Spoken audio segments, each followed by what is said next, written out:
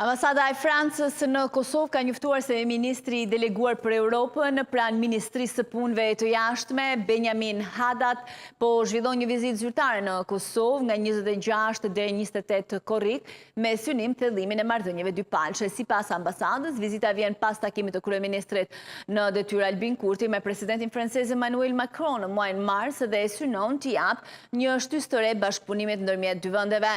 Gjatë qëndrimit në Kosovë, Hadat është takuar me kryeministrin në detyrë Albin Kurti, zëvendës kryeministrin e parë dhe ministrin në detyrë të punëve të jashtme dhe diasporës Glauq Konjufca, kryenegociatorin e Bashkimit Evropian jeton në Zylfaj, si dhe me përfaqësues të partive parlamentare. Në kuadër të vizitës janë nënshkruar 5 marrëveshje dhe konventa, përfshirë një hua prej 60 milion eurosh nga Agjencia Franceze për Zhvillim për financimin e infrastrukturës së lojrave mesdhetare Prishtina 2030, një letër qëllimi për bashkëpunim në sport, 2 konventa për ndihmë juridike dhe ekstradim, si dhe marrëveshje për forcimin e mësimit të gjuhës frënge në Kosovë.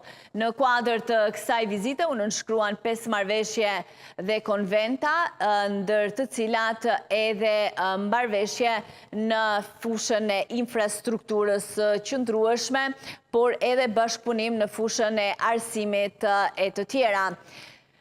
Projekti plotësohet me grante me vlerë totale prej 1,2 milion eurosh për përgatitjet për mbështetjen e fazës zbatimit. Një letër qëllimi për lojrat mesdhetare 2030 që parasheh krijimin e një komiteti Francë-Kosovë për zhvillimin e sektorit ekonomik francez të sportit në Kosovë. Gjithashtu do të krijohet një grup pune për rinin dhe sportin. 2 konventa për ndihmë juridike reciproke për ekstradimet me qëllim forcimin e luftës kundër krimit të organizuar, pastrimit të parave dhe krimit kibernetik.